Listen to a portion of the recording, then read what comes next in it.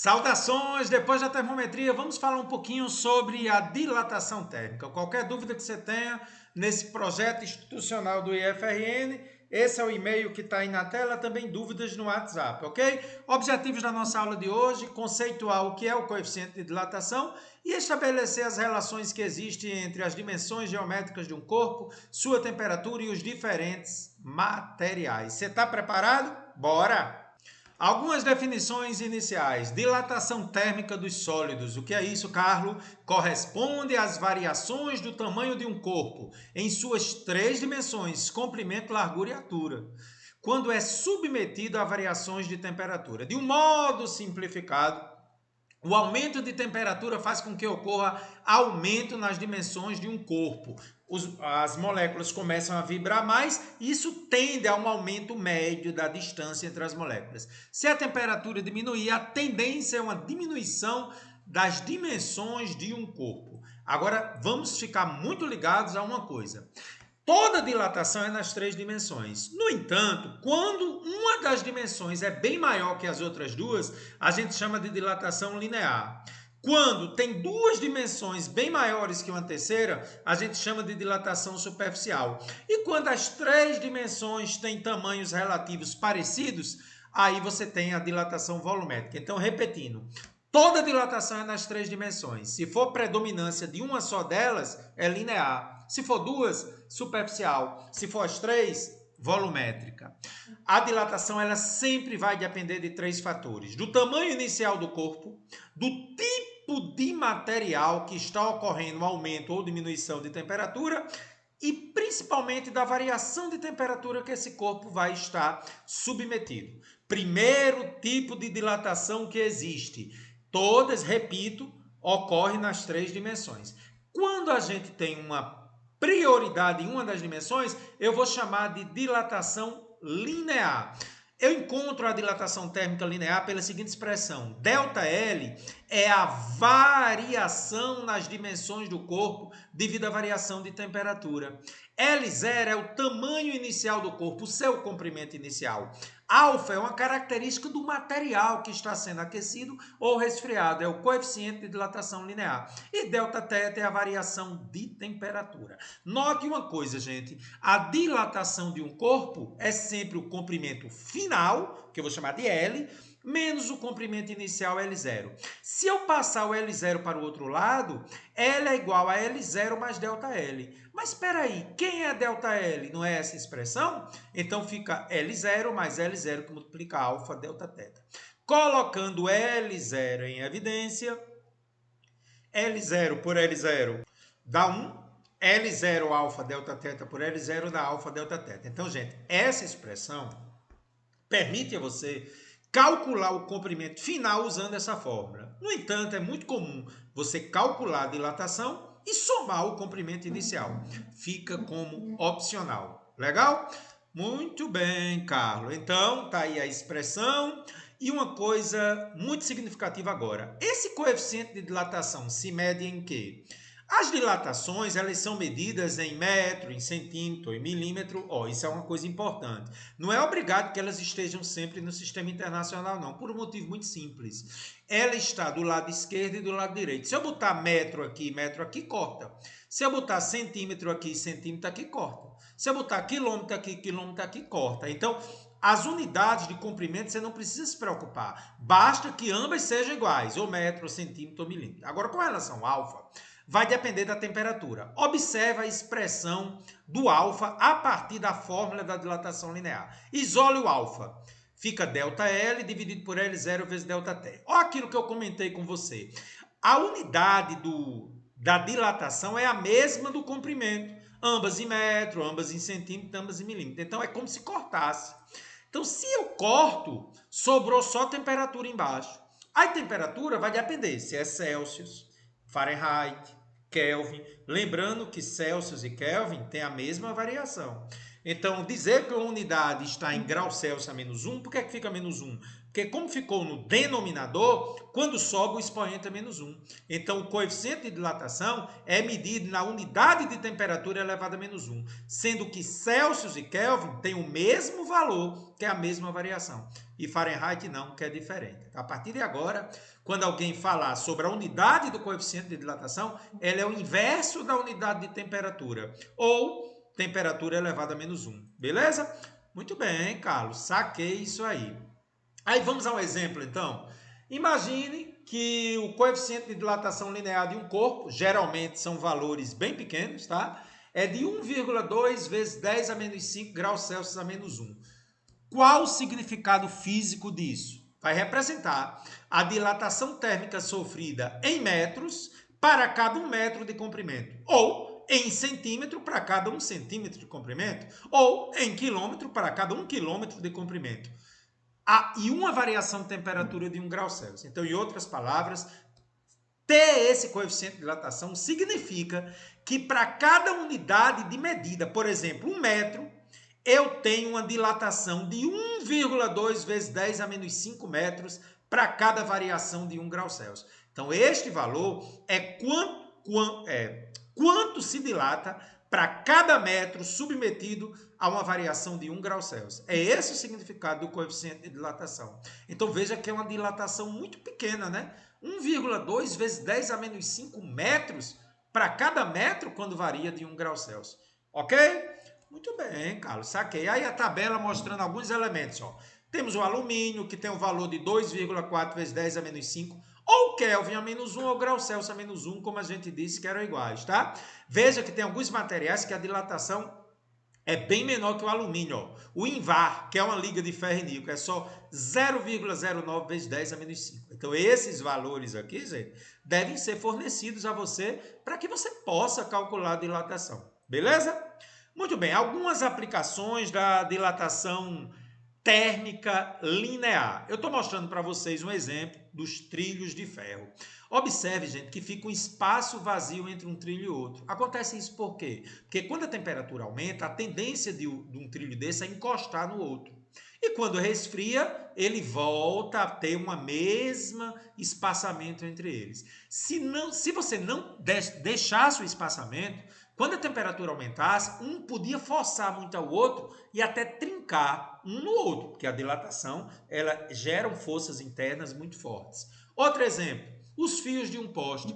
Da próxima vez que você sair de casa e olhar para os postes da sua rua, observe que quando está meio-dia, bem quente, forma uma barriguinha no comprimento. Por quê? Porque quando ocorre aumento de temperatura, o fio dilata.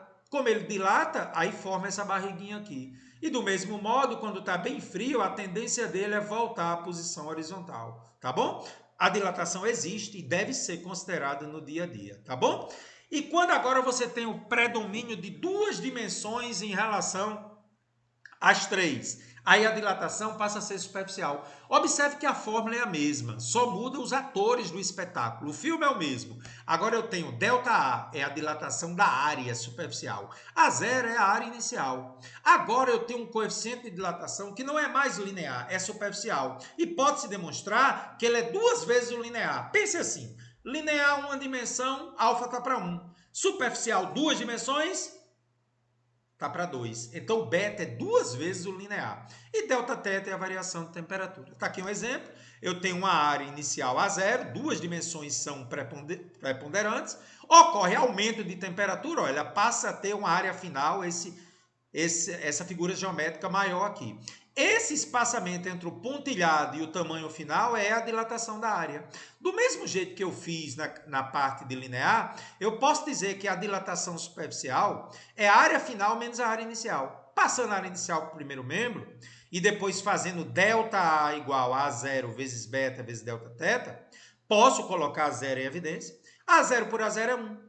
A0 beta delta teta por A0 dá isso aqui. Então, você também pode calcular a área final usando essa fórmula. Mas, como eu já disse, é mais comum calcular o ΔA e somar com a área inicial. Ok? Muito bem, cara. Algumas aplicações, ó, juntas de dilatação, principalmente em quadra de esporte. Quando você vem para essas quadras, principalmente em zona rural descoberta, os engenheiros ou o pessoal lá da construção civil, eles têm que usar juntas de dilatação, que são material de plástico, geralmente entre o concreto. Aí você vê logo a divisão, né? Essas juntas têm que função? Absorver a dilatação. Atenção, ela não tem como evitar. Você não tem como evitar a dilatação, você tem como absorver. Então ela é feita de um material geralmente muito flexível, no caso de pontes é o neoprene, e ele absorve a dilatação e depois quando esfria ele devolve. Tá certo? Então, se não tiver a junta de dilatação, o que é que pode acontecer? Pode trincar o piso. 90% das rachaduras em prédios, já que eu sou engenheiro civil, ocorre por causa da dilatação entre o cimento, areia, ferro e brita diferentes. Essas dilatações diferentes causam tensões que podem causar ruptura. Na maioria das vezes, não geram maiores preocupações. Então, os engenheiros têm que tomar muito cuidado com essas diferenças de temperatura. Beleza? Aplicação 2, muito interessante, eu vou ler para você. Ó. Ao aquecer uma chapa furada, ó, tem um espaço vazio aqui. Observamos que o furo também se dilata. E o valor da dilatação indica que o furo se comporta como se ele fosse feito do mesmo material que rodeia. Por quê? Porque as extremidades do furo correspondem ao mesmo material da placa. Então, quando a placa se dilata, o furo acompanha a dilatação da placa. O que eu estou querendo dizer é o seguinte. Você tem uma placa com um furo no meio. Aqueceu, aumenta a placa e o furo. Se resfriar, diminui. Ok? Entendi, cara. Muito interessante. E quando agora, gente, a dilatação é tridimensional. As três dimensões são significativas agora. Aí eu tenho a dilatação volumétrica. O filme é o mesmo, só muda os atores. ΔV é a dilatação volumétrica. V0 é o volume inicial. Agora tem um coeficiente que envolve três dimensões. É o gama, em homenagem ao Vascão da Gama. Brincadeira, gente. É o coeficiente de dilatação volumétrica. Ele é 3 vezes o linear, porque tem 3 dimensões agora. ΔT é a variação de temperatura. Então, estou mostrando um exemplo de um cubo que foi aquecido. Então, as 3 dimensões do cubo aumentam um volume final. Se você quiser calcular a dilatação volumétrica, é essa fórmula aqui. Mas eu também sei que a dilatação volumétrica poderia ser o volume final menos inicial. Passa volume inicial para o primeiro membro, substitui ΔV por isso aqui e coloca em evidência, como eu já fiz 2 vezes hoje. V0 dividido por V0 é 1. V0 vezes o coeficiente de dilatação volumétrica vezes a variação de temperatura dividido por V0, sobra isso aqui. Tá? Então, posso encontrar o volume final fazendo isso ou encontrando a dilatação volumétrica e somando com o volume inicial. Beleza? Muito bem, cara, uma aplicação em laboratório, você tem uma esfera, alguém aquece a esfera e ela não consegue passar, né? Antes, ela passava. Depois que aqueceu, não passou, porque aumentou o seu diâmetro e aumentou o seu volume. Ok? E, finalmente, gente, uma coisa muito importante que você precisa ter. Um líquido geralmente se dilata mais que um sólido. Por quê? Porque a ligação molecular nos líquidos é mais fraca que nos sólidos. Geralmente, um líquido se dilata entre 100 e 1000 vezes um sólido. Então, é por este motivo que se você tiver um recipiente completamente cheio de um líquido de volume V0 e aquecer o conjunto, vai derramar. Mas por quê, cara? Porque o líquido dilata mais que o recipiente. Agora, preste atenção. Note que este volume que derrama, nós vamos chamar de dilatação aparente. E ele corresponde ao volume do líquido que dilatou a mais que o recipiente. Não entendi, cara. Os dois estão iguais. Quando você dilatou, quando você aqueceu, o líquido dilatou mais que o recipiente. O recipiente também se dilata. Então, gente, o que passou a mais é o que derramou. É a dilatação aparente. Então, a dilatação aparente é o quê? É aquele volume que dilatou a mais que o recipiente. Então, eu posso dizer que essa dilatação aparente é a diferença entre a dilatação do líquido menos a dilatação do recipiente.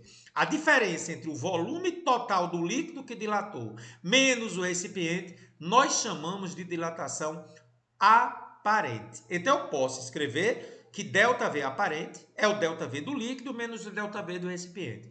Mas você sabe qual é a fórmula da dilatação? Volume inicial vezes o gama aparente, refere-se ao que derramou, vezes a variação de temperatura. A do líquido, volume inicial, vezes o coeficiente de dilatação do líquido, muitos autores chamam também de real, porque o líquido é o que realmente dilatou, vezes a variação de temperatura, menos a dilatação do recipiente, volume inicial, vezes o gama do recipiente, ferro, vidro, alumínio, vezes a variação de temperatura. Cortando V0 e Δθ, porque o volume inicial é o mesmo para todo mundo, ficamos que o coeficiente de dilatação aparente é a diferença entre o coeficiente de dilatação do líquido, ou real, menos o do recipiente. Simples assim, gente. Coeficiente de dilatação aparente é a diferença entre o coeficiente de dilatação do líquido menos o coeficiente de dilatação do recipiente. Bem interessante isso aí, tá certo? E um outro tópico que merece especial atenção é um comportamento estranho da água. Ao contrário do que acontece com a maioria das substâncias, a água possui um comportamento que foge à regra, anomalia que foge ao comum, quando é aquecida. Entre os intervalos de 0 até 4 graus Celsius. Atenção, gente. Quando a água é aquecida de 0 até 4 graus Celsius, acontece um comportamento estranho. Ao invés dela aumentar o volume, ela diminui. Ela sofre uma contração. Isso acontece por um efeito químico, tem a ver com as pontes de hidrogênio. Vou tentar explicar. Ainda a 4 graus Celsius existe uma formação cristalina, mesmo estando no estado líquido. Quando atinge 4 graus, de 0 a 4, na realidade, essas pontes vão se quebrando. Então, ó, imagina aqui uma ponte com vazio no meio. Se a ponte quebra, você colapsa, diminui o volume. Em resumo, de 0 a 4, ao invés do volume da água aumentar, devido às pontes de hidrogênio, ela diminui o volume. Depois de 4, ela volta a aumentar o seu volume. Eita, Carlos, tá aí o esquema, ó, de 0 até 4 graus Celsius. A água deveria aumentar o seu volume, mas ela diminui. E depois de 4, não, ela volta a aumentar o seu volume. Nós chamamos isso de dilatação anômala da água. E aí, o volume diminuindo de 0 até 4, se você ainda lembra lá de química que densidade é massa sobre volume, observe. A água não altera a sua massa, o que altera é seu volume. Então, se densidade é massa sobre volume, se você diminui o volume, densidade é massa sobre volume. Relação inversa. Se você diminui o volume de 0 até 4, a densidade da água aumenta, atingindo o seu valor máximo a 4 graus Celsius. Nunca esqueça disso, gente.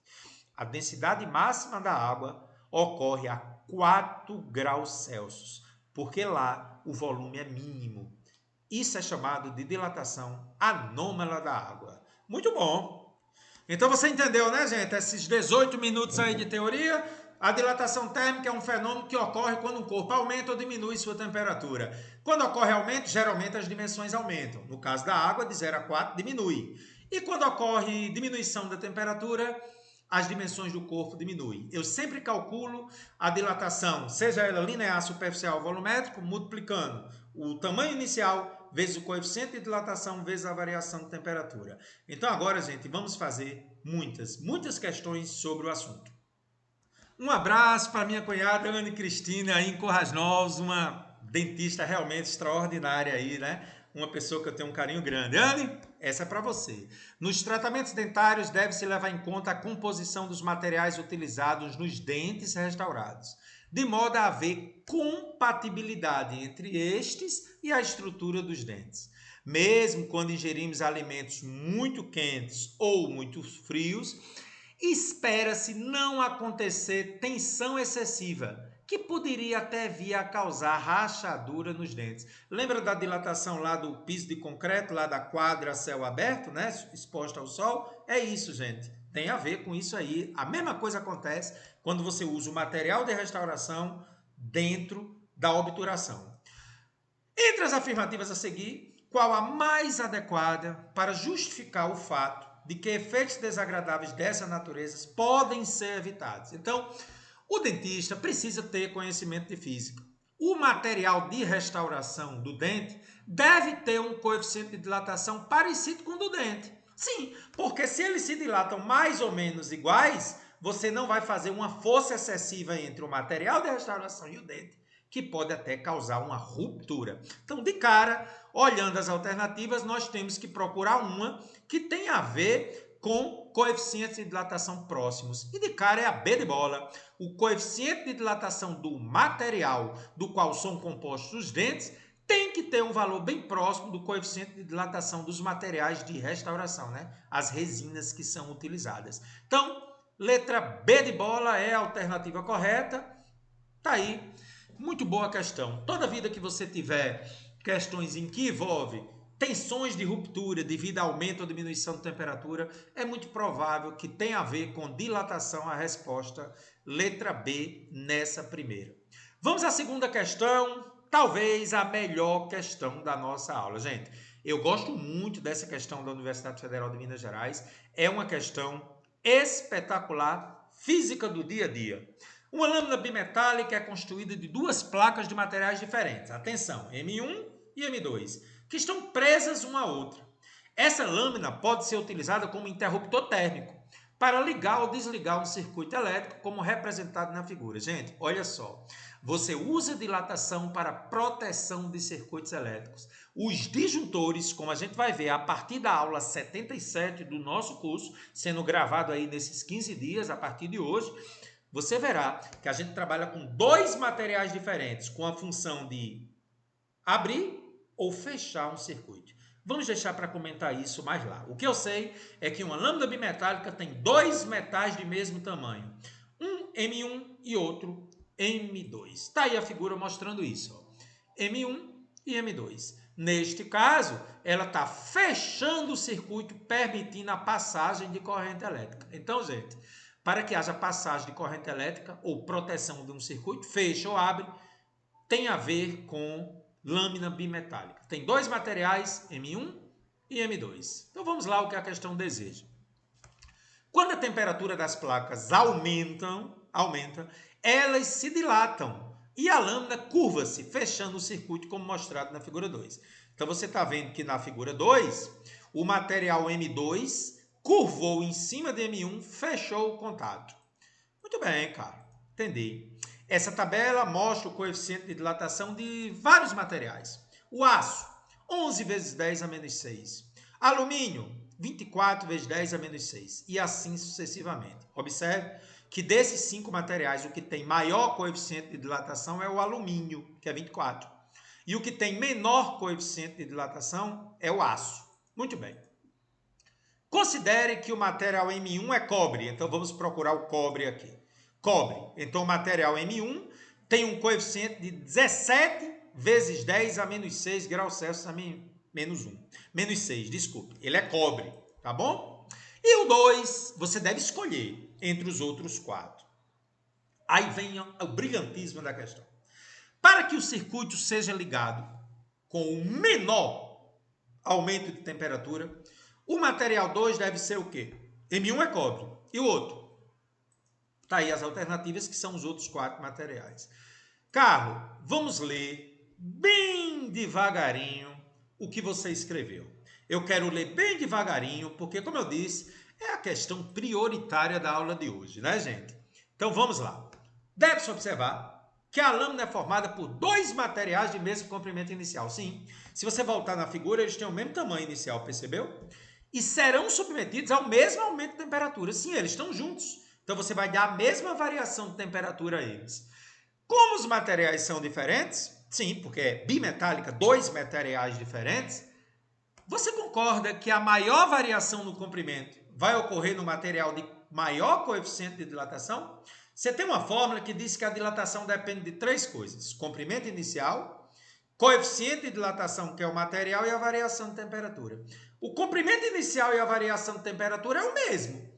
Então, a dilatação vai depender do coeficiente de dilatação. Quem tiver o maior coeficiente de dilatação vai dilatar mais. É isso que está sendo dito aí. Como os dois materiais estão presos, essa diferença de comprimento vai ocorrer na curvatura da lâmina. onde o material de maior coeficiente ficará por fora. Carlos, não entendi não. Galera, o que está querendo dizer é o seguinte. Elas estão soldadas uma à outra. Então, não tem como um material na dimensão horizontal dilatar mais que o outro. Então, como eles estão soldados, aí eles vão ter que curvar. Aí esse é o detalhe interessante. Você concorda que o material que está na face superior por fora tem um tamanho maior que o de dentro? Não entendi, cara. Pensa assim, ó. Você tem dois materiais. Aí quando dilata, o de fora forma um arco maior que o de dentro. O que eu estou querendo dizer a você é o seguinte: o material vermelho se dilata mais que o de dentro, mesmo que eles estejam soldados, porque a curvatura, a curva de fora, que é o vermelho, é maior que a curva de dentro. Caramba, Carlos, você está querendo me dizer então que o material M2, que é o vermelho, vai se dilatar mais que o M1? Sim, quando você aquece. Olha o que eu escrevi. Deseja que o circuito seja ligado com a menor variação de temperatura. Para isso ocorrer, eu tenho que ter a maior diferença entre os coeficientes de dilatação. Cara, não entendo por quê. Gente, maior diferença entre os coeficientes de dilatação, menor a temperatura necessária para curvar. Esse é um detalhe muito importante. Porque o menor aumento de temperatura me faz pensar que eu tenho que ter maior diferença entre os coeficientes. Porque a maior diferença entre os coeficientes é mais fácil curvar, mesmo para pequenos aumentos de temperatura. Então é por isso que se M1 é cobre, tem que ser o menor porque está embaixo. O M2 tem que ser um maior, e o maior possível, porque eu quero a menor variação de temperatura para isso ocorrer. Então, M2 tem que ser o maior em relação ao cobre. Como o cobre é 17, resolveria bronze e alumínio, porque tem que ser maior que o cobre. Mas como eu quero o menor aumento de temperatura, ou seja, a menor temperatura faz com que eles se dilatam muito, é exatamente quando eu pego o maior coeficiente de dilatação. Maior diferença entre eles, pequenos aumentos de temperatura já é suficiente para curvar. Por isso que eu devo escolher o alumínio. Caramba, Carlão, é alumínio então, né? Qual vai ser a letra aí então? Alumínio, letra B de bola. Ei, gostei, Carlos, dessa questão muito boa, viu? Pois é, gente, nunca esqueça disso. Lâmina bimetálica, sempre para curvar com menor aumento de temperatura, você deve usar a maior diferença entre os coeficientes de dilatação. E o menor sempre fica por dentro da curvatura. Não tem como esquecer isso, né, gente? Você vai ter um resultado fantástico. Questão número 3, agora vamos para quem gosta de cálculo, né? Na ponte Rio-Niterói, há aberturas, como a gente já comentou na teoria, chamadas juntas de dilatação, que têm a função de absorver ou acomodar a movimentação das estruturas devido a variações de temperatura. De acordo com a empresa que administra a ponte, no trecho sobre a bacia de Guanabara, as juntas de dilatações existem a cada 400 metros, tendo uma abertura entre elas de 12 centímetros, quando a temperatura está a 25 graus Celsius. Então, a 25 graus Celsius se verifica 12 centímetros entre um trecho de 400 metros e outro. Sabendo que o coeficiente de dilatação linear do material que compõe a estrutura da ponte é 1,2 vezes 10 a menos 5 graus Celsius a menos 1, qual é a maior temperatura que o trecho da ponte sobre a bacia de Guanabara pode atingir sem que eu ultrapasse os 12 centímetros? Porque se eu ultrapassar, um vai comprimir a outra e pode causar uma ruptura. Gostei, Carlos. Tá aí as alternativas. A máxima temperatura a 25 graus Celsius são 12 centímetros. Até onde eu posso aumentar a temperatura para que a dilatação seja exatamente de 12 centímetros. Porque a partir daí pode comprimir. Ou seja, esse é o esquema para você entender o que foi dito no enunciado. Então vamos ao esquema. Você tem 400 metros entre um e outro. Aí vem um detalhe importante, gente, que como são duas de 400 metros, cada uma de 400 metros se dilata de ΔL para um lado e para o outro. Então, a da esquerda, 400 metros, dilatou ΔL sobre 2 para um lado e ΔL sobre 2 para o outro. Metade, metade. A outra também. ΔL sobre 2 para um lado e ΔL sobre 2 para o outro. De modo, gente, que entre elas realmente seja ΔL. Porque observe, se você tem metade para um lado e metade para o outro, se você somar ΔL sobre 2 com ΔL sobre 2, já é ΔL. Então, em outras palavras, os 12 centímetros é a dilatação ΔL. Quais são os dados? Comprimento inicial 400 metros, vou botar para centímetro, porque o ΔL está em centímetro. Ou poderia transformar centímetro para metro. O que importa é que ambas estejam na mesma unidade. Não é obrigado ser metro, porque corta, né? Então, 400 metros, eu multiplico por 100, dá 40 mil centímetros. A dilatação ΔL, que a gente já explicou que é exatamente metade, metade que dá a dilatação. O alfa, 1,2 vezes 10 a menos 5. E qual é a variação de temperatura? Eu tenho uma inicial, mas de quanto é a variação? Qual é a fórmula? ΔL é igual a L0 vezes alfa vezes ΔT. ΔL, 12. L0, 40 mil, corta centímetro com centímetro.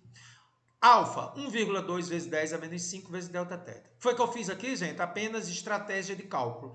Andei com a vírgula para a direita, o expoente diminui 1.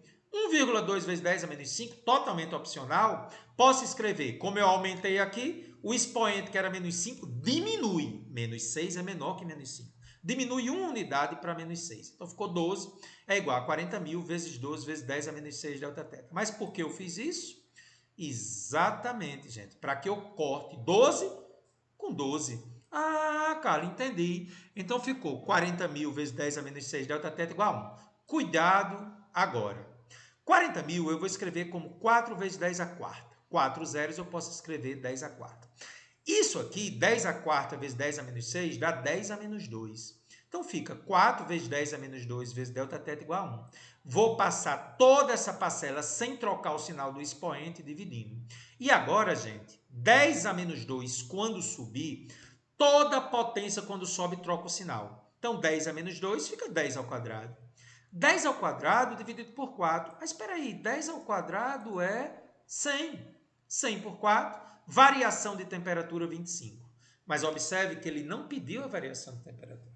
Ele pediu a temperatura final. Só que variação de temperatura não é temperatura final menos inicial? Aí a inicial é 25. Coincidiu com a mesma variação, viu? Θ menos 25 é 25. Passa menos 25 para o outro lado. Então, gente, se a ponta atingir 50 graus Celsius, os 12 centímetros deixam de existir porque dilatou 12 centímetros. Superior a isso, ficaria maior que 12, podendo causar ruptura entre as partes da ponte. Letra D. Que questão espetacular.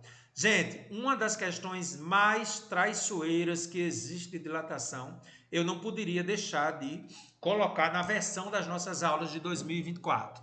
Uma barra metálica, ao variar sua temperatura de 80 graus Celsius, aumenta seu comprimento. Estamos falando de comprimento, dilatação linear. Essa dilatação foi de 0,16% do seu tamanho inicial.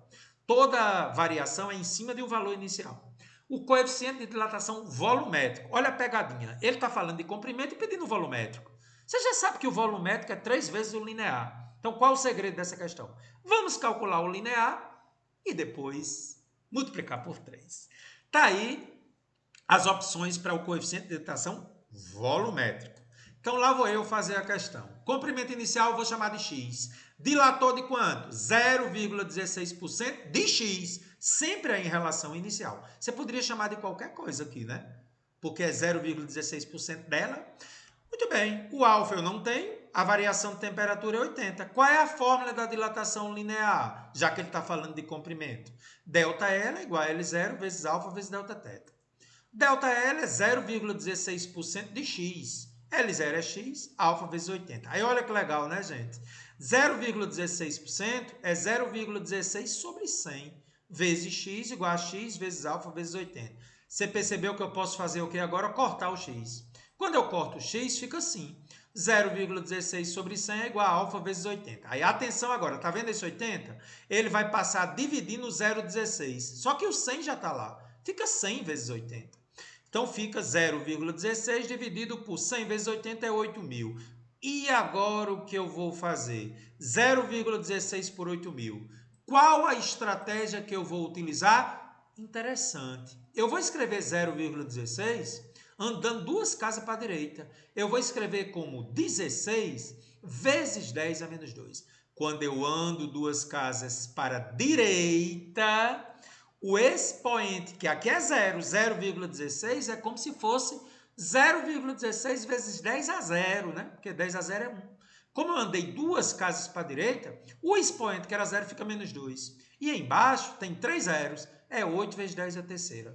Me pergunto por que eu fiz isso. Gente, estratégia para resolver questões com número decimais e potência.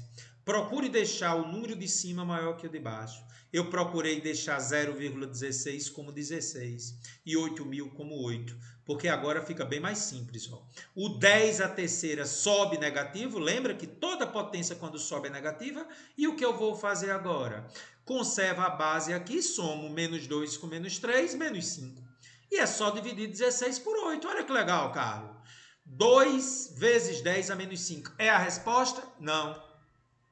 Esse coeficiente de dilatação, gente, é o linear. E a questão pediu o quê, Carlos? Volumétrico. O coeficiente de dilatação volumétrico, como tem 3 dimensões, é o gama. É 3 vezes o linear. 3 vezes 2 vezes 10 a menos 5. 6 vezes 10 a menos 5. Graus Celsius a menos 1. Questão muito interessante. Letra A. Observe que tinha pegadinha na E, né? Ele não pediu linear, ele pediu volumétrico. 3 vezes esse. Letra A. Se ligue nesse tipo de questão. Questão aí de Mossoró, pessoal de Mossoró, no Rio Grande do Norte. Questão número 5, também legalzinha. A tabela a seguir apresenta os coeficientes de dilatação linear. Ele está dando alfa. O ferro é 12 vezes 10 a menos 6, o cobre 17, alumínio 22 e o zinco 26. Muito bem, cara. Aí ele diz assim, uma placa de metal de área 1 metro quadrado, ó, ele está dando linear e está trabalhando com superfície. Olha o cuidado. Então, a área inicial da placa é 1 metro quadrado, a 20 graus Celsius. É aquecida até atingir 100 graus Celsius. Então, variou sua temperatura de 80. E teve uma variação na sua área de 35,2 centímetros quadrados. Gente, temos problema aqui. Metro quadrado é diferente de centímetro quadrado. Qual é o metal que constitui a placa? Então, primeiramente, calma, vamos achar logo beta, né? Para depois ver se é ferro, cobre, zinco ou alumínio. Por que é que eu estou falando de beta? Que é área. Então, lá vamos nós.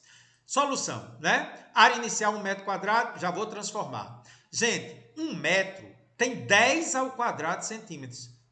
1 metro tem 10 ao quadrado centímetros. 1 metro tem quantos? 100 centímetros. 10 ao quadrado. Só que está ao quadrado aqui, né? Então fica 10 à quarta. Então, se você até quiser decorar, metro quadrado para centímetro quadrado multiplica por 10 à quarta. Eu particularmente não gosto. Eu acho melhor o aluno lembrar que 1 metro tem 10 ao quadrado centímetro, que é 100. Como está o quadrado, fica 10 à quarta centímetros quadrados. Tive que transformar para centímetro quadrado porque a dilatação foi em centímetro quadrado. Eu poderia transformar centímetro quadrado para metro quadrado, mas é sempre melhor transformar da maior para a menor unidade. Por isso que eu fiz isso, mas é opcional. Temperatura inicial é 20, temperatura final é 100, então a variação de temperatura é 80. Então, gente, é só achar o beta agora. Já tem a área inicial em centímetro quadrado para coincidir com ΔA. Então, lá vou eu. ΔA, variação da área, é igual à área inicial, vezes o coeficiente de dilatação superficial, que é o beta, vezes ΔT. Então, bora. Variação da área, 35,2. Área inicial, 10 à quarta. Beta, não sei, variação de temperatura, 80. Devagarinho agora. 80 vezes 10 à quarta, posso escrever como o quê? Vou diminuir uma unidade aqui e aumentar o expoente. 80 vezes 10 à quarta, posso escrever como 8, tirei um zero e botei aqui o expoente. Então ficou 35,2, é 8 vezes 10 a 5 vezes beta. E aí, gente, isolando o beta. Beta é 35,2, aqui não troca o sinal, viu? Tá só dividindo. Por 8 vezes 10 a quinta. Aí o que é que eu vou fazer agora? Simplesmente dividir 35,2 por 8 e o 10 a quinta subiu negativo. Lembre que 35,2 por 8 é 4,4. E 10 a quinta subiu negativo, 10 a menos 5. Lembre que esse é o superficial, mas a tabela deu linear. Se o superficial é o dobro do linear, o linear é a metade do superficial. Então, eu vou pegar aqui o linear é 4,4 vezes 10 a menos 5 dividido por 2. 2,2 vezes 10 a menos 5 graus Celsius a menos 1. Na tabela está em 10 a menos 6. Então, o que é que eu posso fazer? Desloca a vírgula para a direita, fica 22. E o expoente menos 5 diminui 1. Diminuir, menos 5 diminui para menos 6. Olhe na tabela, quem é 22 vezes 10 a menos 6? Você está de parabéns. Alumínio. Portanto, a alternativa correta, letra D de dado. Gostei, viu, Carlos? Questão número 6, vamos agora para a Bahia. Impossibilitados de medir a longitude em que se encontravam, os navegadores que tomaram parte das grandes explorações marítimas se viam literalmente perdidos no mar, tão logo perdessem contato visual com a terra. Milhares de vidas e a crescente riqueza das nações dependiam de uma solução: a ciência agindo para a evolução do homem na história. A determinação da longitude ao longo de viagens marítimas é feita pela comparação entre a hora local e a hora no porto de origem. Portanto, é necessário que se tenha no navio um relógio que seja ajustado antes de zarpar e marque precisamente ao longo de toda a viagem a hora do porto de origem. Os relógios de pêndulo daquela época não serviam a esse propósito, pois o seu funcionamento sofria influência de muitos fatores, inclusive das variações de temperatura devido à dilatação e à contração da haste do pêndulo, né? Você tinha diferenças de temperaturas significativas. E o que é isso que está mostrado na figura? A longitude pôde finalmente ser determinada através de um relógio, no qual o problema das variações de temperatura foi resolvido com a utilização de tiras de comprimentos diferentes, feitas de materiais de coeficientes e dilatações diferentes. Então, essas duas tiras têm comprimentos diferentes, não é uma lâmina bimetálica, porque lâmina bimetálica teria que ter o mesmo comprimento, e também tem materiais diferentes, porque tem coeficientes de dilatações diferentes. Com base nesse mesmo princípio físico, considera um conjunto formado por duas barras.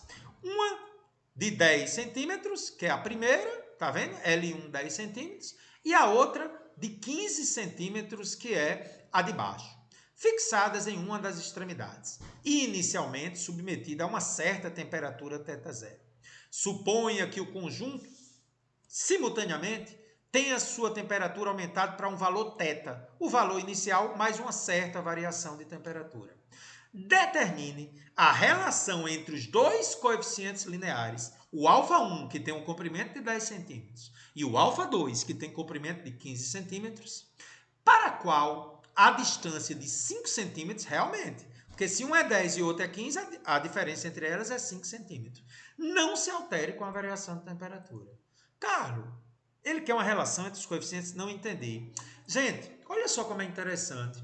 Para que D continue o mesmo, a dilatação em L1 tem que ser igual a L2. Mas, Carlos, como é que a dilatação pode ser igual se L1 é menor? É porque a dilatação, gente, não depende só do comprimento. Ela depende também do coeficiente de dilatação. Então, a pequenininha pode ter uma dilatação igual à grande. Vai depender do seu coeficiente de dilatação. Então, explicando melhor, de acordo com o enunciado, desejas que a dilatação da barra superior seja igual à de baixo. Por quê? Porque ele quer que a diferença 5 centímetros entre elas permaneça a mesma. Então, o que é que você vai fazer simplesmente? A dilatação da de cima tem que ser igual à de baixo. Aí, olha o detalhe interessante. A dilatação da de cima é o comprimento inicial dela, vezes o alfa do material dela, vezes a variação de temperatura. A de baixo é o comprimento inicial dela, vezes o coeficiente de dilatação do material dela, vezes a variação de temperatura. Qual o grande detalhe? A variação de temperatura é a mesma, porque elas estão juntas. L1 é 10, L2 é 15. Então, cortando Δθ com Δθ, eu vou dizer que 10 α1 é igual a 15 α2. Passo 10 dividindo, terminou a questão, gente. A dilatação da menor tem que ter a barra menor tem que ter um coeficiente de dilatação maior que a de baixo para que consiga ter a mesma dilatação, porque ela já é pequenininha. A única maneira dela garantir a mesma dilatação da grande é ter um alfa maior. Questão interessante. O pequenininho tem que ter um coeficiente de dilatação maior que a grandona para que eles se dilatam iguais. O maior coeficiente de dilatação da pequena não é para que tenha maior dilatação que a grande, não. É para que esse coeficiente permita que a dilatação da menor seja igual à da grande, para manter os 5 centímetros. Portanto, questão belíssima, parabéns à Bahia, letra A, alfa 1 é 1,5, alfa 2. E agora chegamos a questões teóricas muito interessantes, inclusive na sequência vamos fazer uma do Enem. Essa daí é de Minas Gerais. João, chefe de uma oficina mecânica, precisa encaixar um eixo de aço em um anel de latão, como mostrado na figura. Atenção, o eixo é de aço e o anel, que tem um buraco, é de latão. A temperatura ambiente, o diâmetro do eixo é maior que o buraco do anel, ou seja, o eixo tem um tamanho maior que o buraco do anel, então não consegue encaixar. Não é verdade, gente?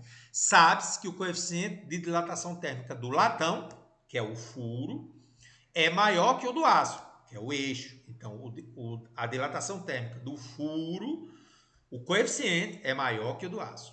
Diante disso, são sugeridos a João alguns procedimentos descritos nas alternativas a seguir para que o eixo possa entrar dentro do buraco. Assinale a alternativa que apresenta o procedimento que não permite esse encaixe. Cuidado, não permite esse encaixe. Então vamos lá, né? Resfriar apenas o eixo, aquecer apenas o anel, resfriar o eixo e o anel, aquecer o eixo e o anel. Repetindo, o eixo é de aço, o anel é de latão e o coeficiente de dilatação do aço, que é o eixo, é menor que o do anel, que é de latão. Vamos analisar alternativa por alternativa. Só que antes disso, vamos observar um detalhe. Inicialmente, deve-se observar que a área circular da base do encaixe do eixo do aço, como já sabemos, né, é um pouco maior que a área do furo do anel do latão. Só que a gente vai admitir que tem aproximadamente a mesma área, tá? Só para facilitar o raciocínio. E já sabemos que o coeficiente de dilatação superficial do latão, que é o da placa, que é onde tem um buraco, é maior que o do aço. Ou seja, o beta do latão, já que a gente está falando de área, é maior que o do aço.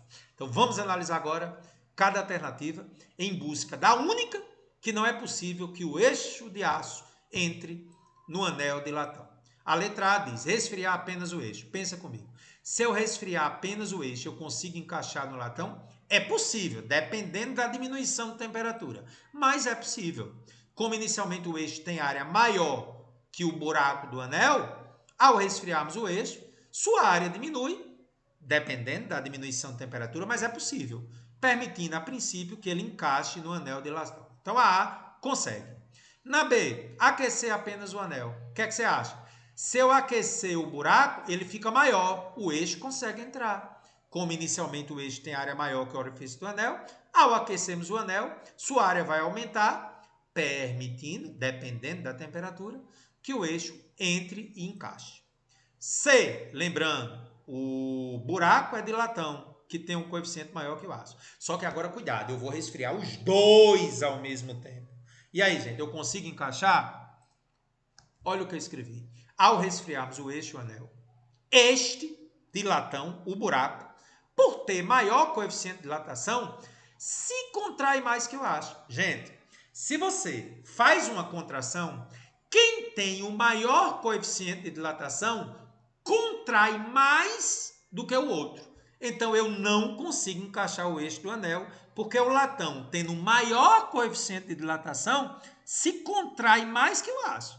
Lógico que se ele expandiria mais, ele vai contrair mais. Então, a letra C eu não consigo encaixar, que é a resposta correta.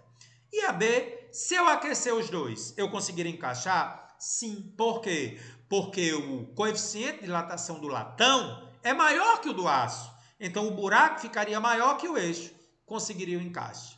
O único que não consegue é quando você resfria os dois, porque o latão, se contraindo mais que o eixo de aço, não permitiria o encaixe. Questão interessantíssima, tem que estar ligado nela, tá? E aí, como eu prometi, uma questão parecidíssima com a anterior, questão do Enem PPL. Que questão maravilhosa, parabéns ao Enem. Questão número 8. Não consigo desatarrachar essa porca. Aí o cara chegou, aqueceu, né? E conseguiu. Assistiu às aulas do nosso curso, né? Então vamos lá. O quadro oferece os coeficientes de dilatação linear de alguns metais e ligas metálicas. Atenção. Poderia ser o coeficiente de dilatação superficial também, viu? A gente estava falando de área. Mas se ele estiver levando em conta o raio ou diâmetro, né? Pode ser o linear. Mas não muda a resposta. Então, eu estou apresentando aí vários materiais. Veja que a platina é o menor coeficiente de dilatação. E o chumbo, dentre todos, é o maior. Chumbo tem o maior coeficiente de dilatação e a platina o menor. Muito bem, cara. Para permitir a ocorrência do que você acabou de observar na tirinha, conseguir fazer com que a porca se desprendesse do eixo, a partir do menor aquecimento do conjunto. Isso está lembrando lâmina bimetálica, né? Menor temperatura, menor aquecimento, eu tenho que ter maior diferença entre os coeficientes. Parabéns! O parafuso e a porca devem ser feitos respectivamente de aço e níquel, alumínio e chumbo, platina e chumbo, ouro e latão, cobre e bronze. Vamos à solução. Parafuso é o azul, porca é o amarelo. A porca conseguiu se desatarrachar do parafuso. Então, gente, a porca tem que se dilatar mais que o parafuso, né? Já que fogou, né? O buraco se tornou maior que o eixo, parecida com a anterior. Então, olha o que eu escrevi. As áreas ou os diâmetros das seções transversais do parafuso e da porca são praticamente iguais, porque ele está muito preso um ao outro. Assim, para que a porca, que é o amarelo, se solte do parafuso quando o conjunto é aquecido, faz-se necessário que o coeficiente de dilatação linear da porca seja maior que o do parafuso. Sim, porque como eles têm o mesmo tamanho, aquele que tiver o maior coeficiente de dilatação vai se dilatar mais. Então eu tenho que ter um coeficiente de dilatação da porca maior que o do parafuso para ele poder folgar. Não é isso? E aí eu olho para as alternativas e vejo. O da porca tem que ser o maior e o do parafuso o menor. Como é para menor aumento de temperatura, eu tenho que ter o maior valor possível para a porca e o menor valor possível para o parafuso. Porca vai ser o chumbo, porque tem que ser o maior possível, e o parafuso tem que ser platina, que tem que ser o menor possível, porque quanto maior a diferença, com pequenos aumentos de temperatura, eu consigo folgar mais fácil. Brilhante questão, lembrando a lâmina bimetálica. Então tá aí, o parafuso, que é o azul, é platina, e a porca, que é o que está por fora, é o chumbo. Letra C. Maravilhosa, né, Carla? Beleza. E agora vamos de Paraíba. Ei, essa daqui a gente vai precisar de uns cálculozinhos mais minuciosos. Os materiais utilizados na construção civil são escolhidos por sua resistência a tensões, durabilidade e propriedades térmicas, como a dilatação, entre outras. Rebites de metal, que são pinos de formatos cilíndricos, têm coeficiente de dilatação linear 9,8 vezes 10 a menos 6 graus Celsius a menos 1. Devem ser colocados em furos circulares pela terceira vez hoje isso, né, gente? De uma chapa de outro metal que tem um coeficiente de dilatação de 2,0 vezes 10 a menos 5.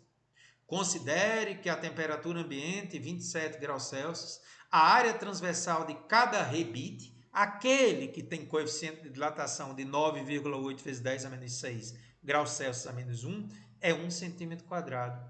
E o furo, 0,99 centímetros quadrados. Então, eu estou vendo que eu não consigo, a princípio, quer dizer, eu não consigo fazer com que o rebite entre dentro do furo, porque o rebite tem 1 centímetro quadrado e o furo tem 0,99. Eita danado! A colocação dos rebites dentro do buraco somente será possível se ambos forem aquecidos até no mínimo quanto? Tá aí as alternativas. Cara, que questão interessante, né? De acordo com o enunciado, nós temos o rebite, tem uma área inicial de 1 centímetro quadrado. O seu beta, atenção, foi dado linear. Só que a gente está falando de área. Eita, teria que multiplicar por 2. Como é a área e ele deu linear, eu vou ter que multiplicar por 2 para achar o coeficiente de dilatação superficial. 2 vezes 9,8 vezes 10 a menos 6 dá 19,6 vezes 10 a menos 6. Ou, opcionalmente, traz a vírgula uma casa e aumenta o expoente. 1,96 vezes 10 a menos 5 graus Celsius a menos 1. Quando a vírgula anda para a esquerda, o expoente aumenta. Menos 5 é maior que menos 6. A temperatura inicial do rebite é 27, não sei sua temperatura final. Para o buraco, sua área inicial é menor, 0,99. O seu beta é 2 vezes o linear. 2 vezes 2 vezes 10 a menos 5. 4 vezes 10 a menos 5. Então, observe que a área do furo é menor, não permitiria que o rebite entre. Só que tem um detalhe. O beta dele é maior que o rebite. Então, à medida que vai aumentando a temperatura, o aumento da sua área é maior do que o aumento da área do rebite. Vai chegar uma hora que esse 0,99 aumentando mais do que o 1 consiga encaixar. Entendi, cara. Temperatura inicial é 27 e a temperatura final não sei. Cara, explique de novo aí. Você disse o quê? A área do furo é menor, mas ela consegue ficar igual a do rebite quando aumenta a temperatura? Sim. Como ela é menor, ela tendo um coeficiente de dilatação maior, compensa, entendeu? Menor área, mas como ela tem um coeficiente de dilatação maior, o seu aumento de área é maior do que o do rebite. Chega uma hora em que ela empata. É isso que a gente quer. Qual é a temperatura para que eles empatem? Empatem o quê? A área final. Então, ó, para que o rebite consiga encaixar no furo da chapa, é necessário que sua área final seja menor ou igual que a área final do furo. Ou seja, a área do rebite, que começa com 1, tem que se tornar menor ou igual à área do furo, que começa com 0,99. Então, eu vou até que a área do rebite, saindo com a área maior, mas aumentando menos que o furo, fique menor ou igual à área do furo. Quando isso acontecer, a área final do rebite ficando menor do que a área final do furo, ela consegue encaixar. Não é isso? Como é que se calcula a área? Lembra que eu posso dizer que a área final é a área inicial mais o aumento da área, a mesma coisa por rebite e por furo. Então vamos substituir os valores, lembrando que ΔA é área inicial vezes beta vezes delta θ. O que eu vou fazer agora, gente, é só olhar os valores que eu tenho. A área inicial do rebite é 1. Está aqui. Beta do rebite, 1,96 vezes 10 a menos 5. Variação de temperatura eu não tenho, eu tenho a temperatura inicial, mas eu preciso da variação de temperatura. Área inicial do furo, 0,99. Substituindo aqui, 0,99. Quem é o beta? 4 vezes 10 a menos 5 delta θ.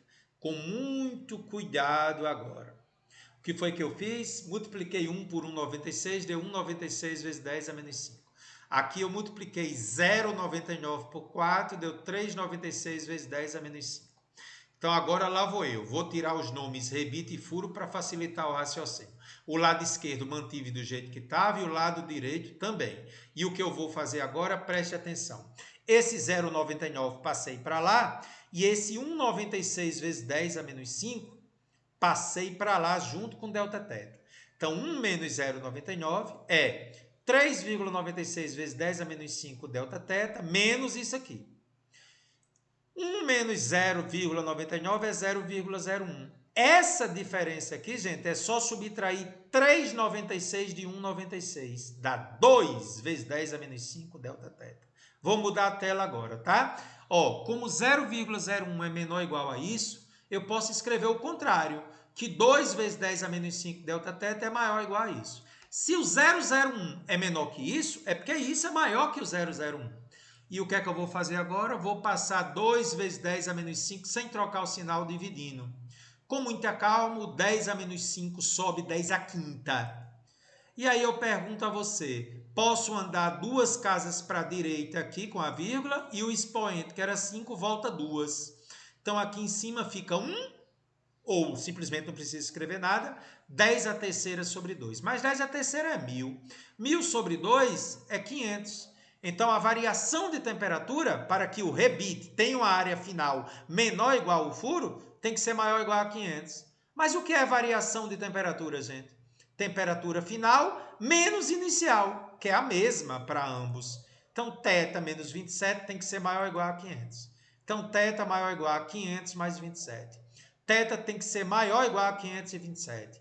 527 ficam iguaizinhas. Qualquer valor maior que 527... Quer dizer, 527 já encaixa, no limite, mas encaixa. E qualquer valor maior que 527 encaixa com facilidade.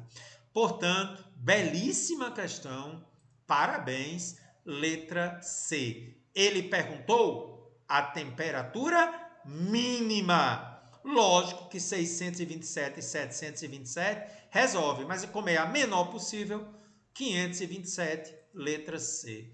Gostei, viu, Carlos? Espetacular.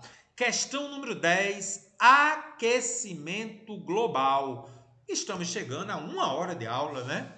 Nos últimos anos, temos sido alertados sobre o aquecimento global. Estima-se que, mantendo-se as atuais taxas de aquecimento do planeta, haverá uma elevação no nível do mar causada, inclusive, pela dilatação térmica, causando inundações em algumas regiões costeiras.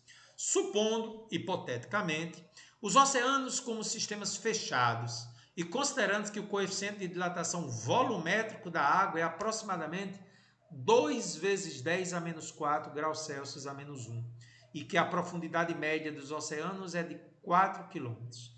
Um aquecimento global de 1 grau Celsius elevaria o nível do mar devido à expansão térmica em aproximadamente. Estamos considerando que as temperaturas são superiores a 4 graus Celsius para evitar a dilatação anômala, né? Que nem foi citada aí. Muito bem, cara.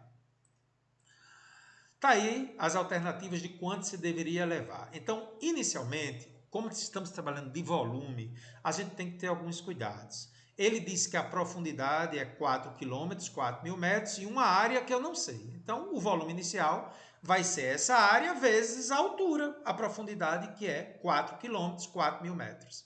Então, o volume inicial eu vou dizer que é 4.000 vezes A metros cúbicos. A dilatação do volume é a mesma coisa, é a área vezes o que aumentou, área vezes ΔH. E é o que ele quer, o aumento do nível do mar.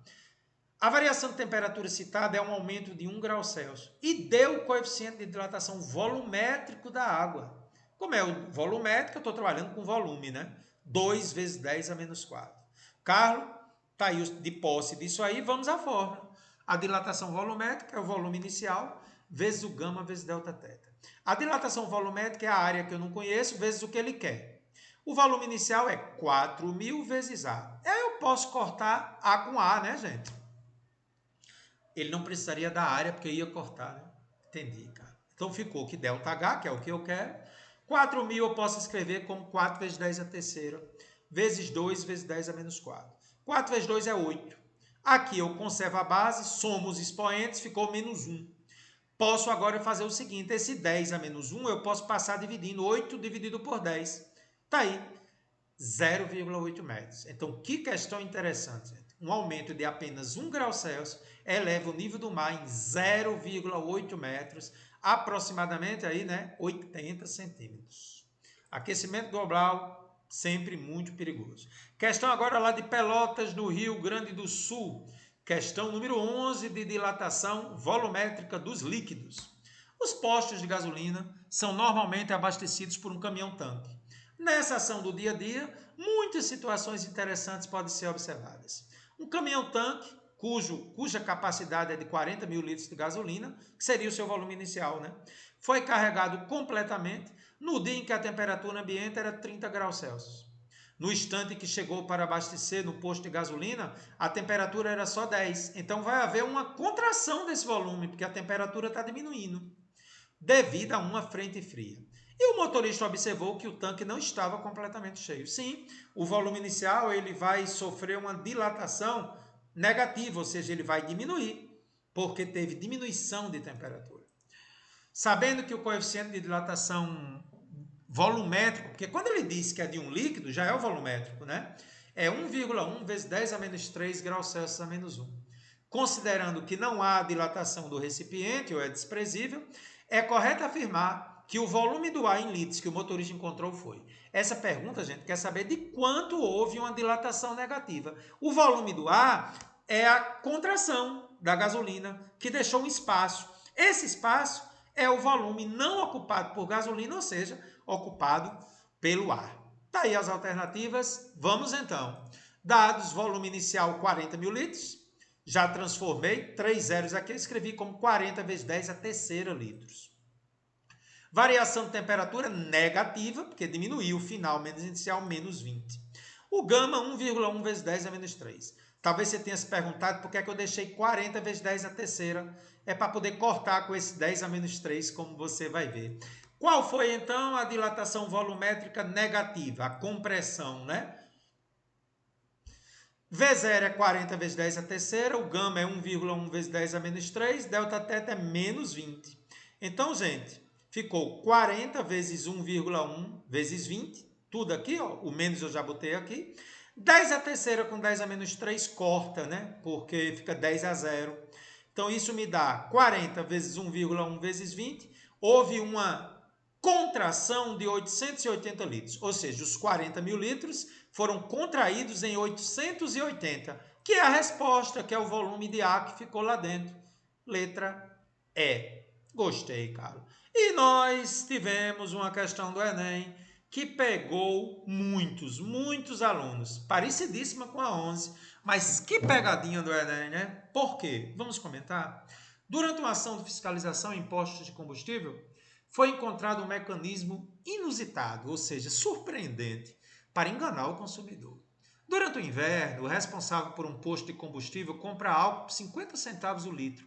Esse valor é bem pequeno em relação a hoje, porque já tem algum tempo essa questão. Que foi comprado a uma temperatura de 5 graus Celsius. Para revender o líquido aos motoristas, ele instalou o mecanismo na bomba de combustível para aquecê-lo, para que a temperatura aumentasse de 5 para 35, ou seja, vai ter uma dilatação no volume, né? Sendo o litro do álcool revendido a 1,60. Diariamente, o posto compra 20 mil litros de álcool a 5 graus Celsius e os revende aos 35 graus Celsius.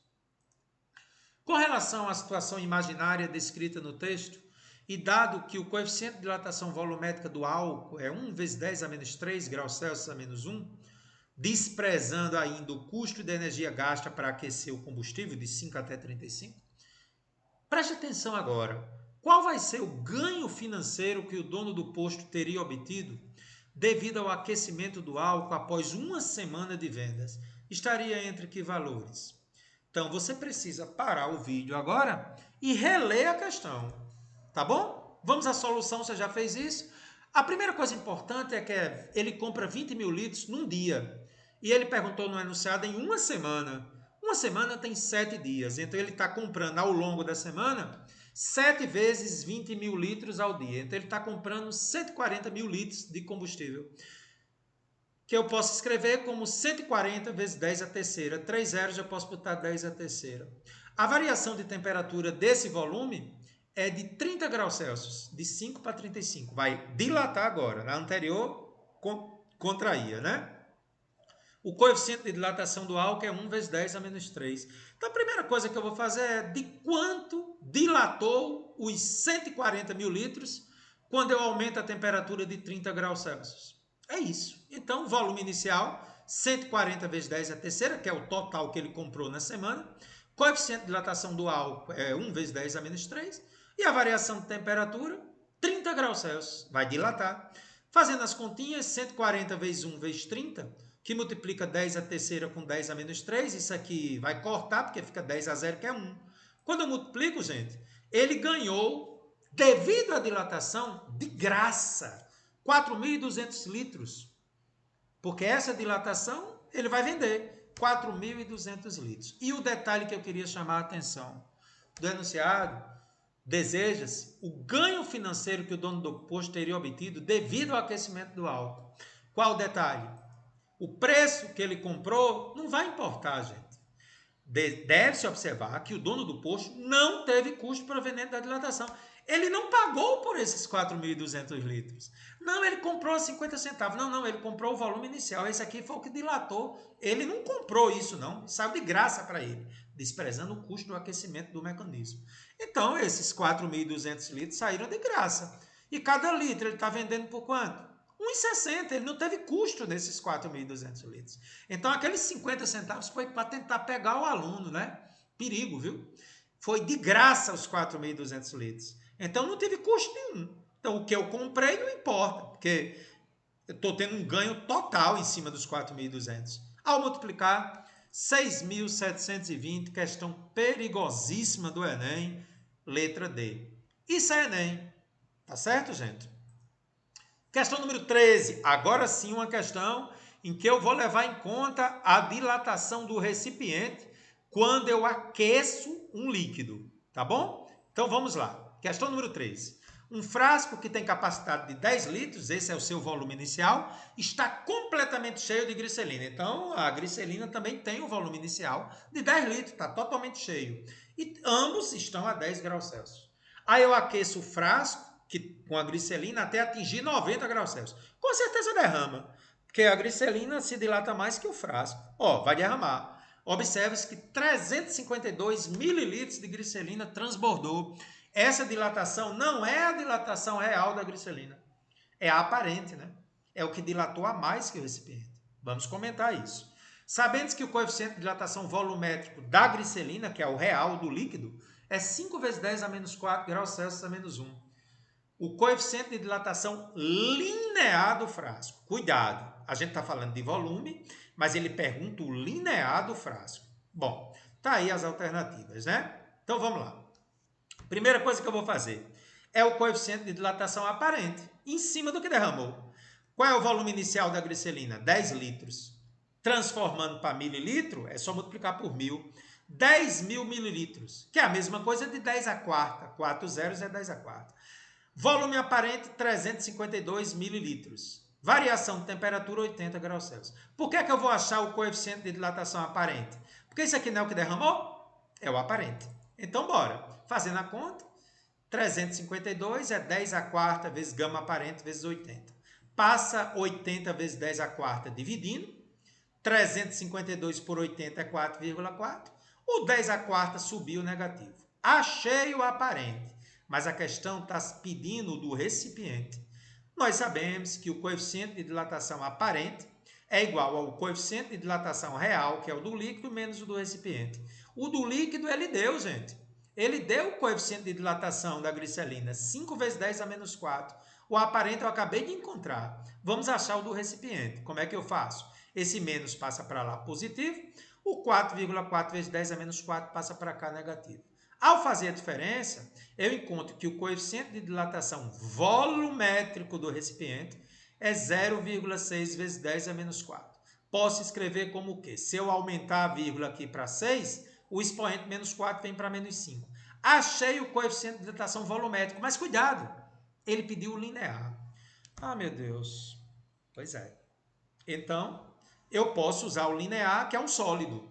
Então, o coeficiente de dilatação linear é a terça parte do volumétrico. O volumétrico é 3 vezes o linear. Ao dividir 6 vezes 10 a menos 5 por 3, dá 2 vezes 10 a menos 5. A alternativa correta, B de bola. Cuidado, porque a letra A era o volumétrico. Ele pediu o linear. E um detalhe adicional na questão. Qual seria o valor da dilatação do recipiente? Ora, ΔV do recipiente é o volume inicial, vezes o gama do recipiente, que eu acabei de encontrar, vezes a variação de temperatura. Eu vou escrever como 0,6 vezes 10 a menos 4, ao invés de 6 vezes 10 a menos 5, para cortar 10 a menos 4 com 10 a quarta. 0,6 vezes 80, 48 ml. Mas derramou 352, Carlos. Pois é. Se eu fosse calcular a dilatação do líquido, a da glicerina usando o coeficiente de dilatação real do líquido, volume inicial é 10 a quarta, dilatação da glicerina 5 vezes 10 a menos 4, vezes 80. Cortando 10 a menos 4 com 10 a quarta, olha quanto é que deu, 400. Olha para mim, qual foi a dilatação aparente? 352. Então, se o líquido dilatar 400, realmente, e o recipiente dilatou 48, realmente o que derramou foi a diferença?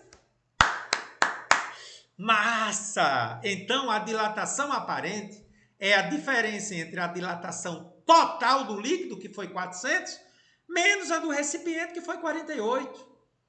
Carlos, top demais! Sim, com certeza. Valeu, Moisão!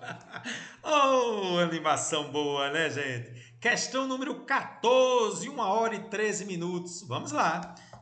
Vamos fazer uma de dilatação anômala agora, tá? As variações de volume de certa quantidade de água e do volume interno de um recipiente em função da temperatura foram medidas separadamente. e estão representadas no gráfico abaixo. A linha contínua, a cheia, é a água e a linha pontilhada é o recipiente. Então, recipiente é a pontilhada e a água é a contínua. Está aí o volume de 0 a 4, você nota que o volume da água diminuiu, né? Como já sabíamos. E depois de 4 ela começa a aumentar. Enquanto o recipiente só aumenta o volume. Então veja, a água diminui de volume de 0 a 4 e depois aumenta. E o recipiente sempre vai aumentando. Então de 0 a 4 é o comportamento anômalo da água que diminui seu volume quando aumenta a temperatura. Vamos lá então.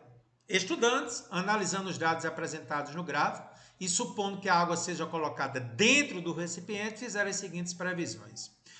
O recipiente estará completamente cheio de água, sem haver derramamento, apenas quando a temperatura for de 4 graus Celsius.